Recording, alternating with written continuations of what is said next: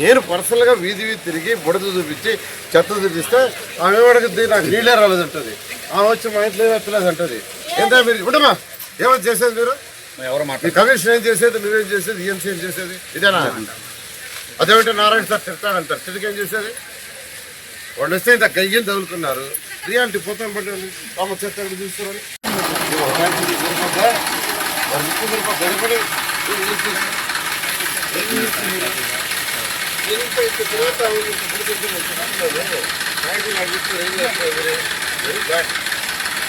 Very bad. ఒక minister జరుగుతుంటే బాధ్యత ఏమో ఏమంత చెప్తారు చెప్పు. అదేం చెప్తా ఆన్సర్ చెప్పు.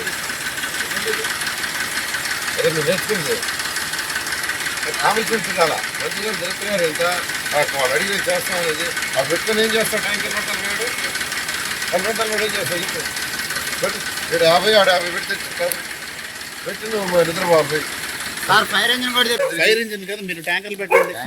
ఫైర్ ఇంజిన్ వస్తాయి రావు మీకు అనవసరం. ఈఎన్సీ గారు డోంట్ టాక్. మేము ఉండేటప్పుడు ఆయన బెదిరించడం కాదు, లేనప్పుడు పని చేయొచ్చు.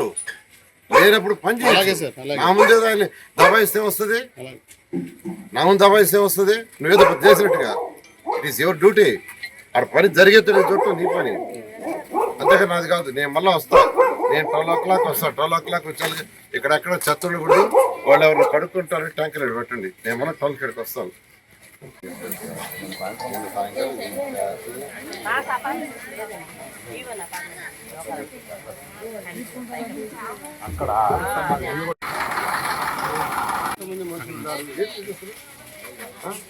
ఆఫ్టర్ ఒక చిన్న ఏరియాలో మీరు ఫీల్ ఆగానే ఉంటే ఈఎన్సీ గారు మీరు చేసేది చెప్పండి. చిన్న ఏరియా ఇది అయిపోయింది. 32 డివిజన్లు అన్నీ అయిపోయినాయి.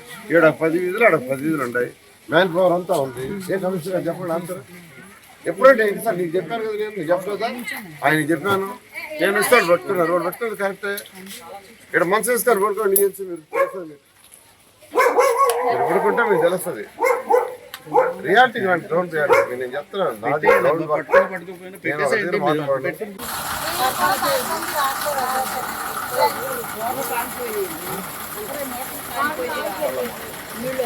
అందరికీ నమస్కారాలండి.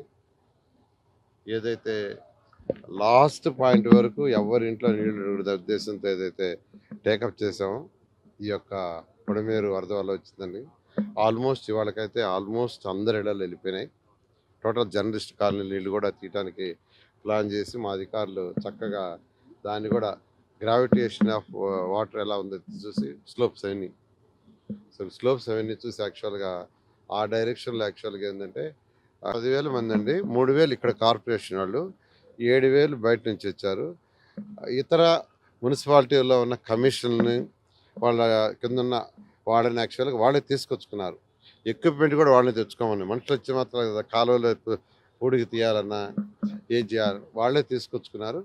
ఒక్కొక్కరికి ఒక్కొక్క సచివాలయం అని 4-5 సచివాలయాలని వార్డులని డివైడ్ చేసాం. 32 వార్డులని ఆ విధంగా డివైడ్ చేయడం వల్ల డీసెంట్రలైజేషన్ ఆఫ్ వర్క్లో చక్కగా చేశారు. ఓకే, ఖచ్చితంగా నేను చెప్పేదానికంటే ప్రజలు చెప్తున్నారు. ఎక్కడన్నా 1-2 అంటే ఇవాళే నీళ్లు పోయినాయి ఈ ఏరియాలో, ఆ బుడ తీయాలి, కొద్దిగా టైం పడుతుంది. దానికి వాళ్ళకు కూడా ఎవరికైనా గంటల్లో తీసేయాలని కోరుకుంటుంది. వాళ్ళు తప్పులేదు ఎవరికైనా. ఎందుకంటే 14 రోజులు సఫర్ అయ్యి ఎక్కడో బయట ఎవరో ఇంట్లో ఉండి వాళ్ళు వచ్చారు తిరిగి. సో నీళ్లు పోయినాయి కదా, ఇమీడియట్గా క్లీన్ చేసుకోవాలా, చెత్త తీసారంటుంది. వాళ్ళ యొక్క ఆతృత కరెక్టే, తప్పట్టలేదు. అందుకని మా అధికారులు గట్టిగా చెప్పా, ఇమీడియట్గా మీరు ఆ చెత్త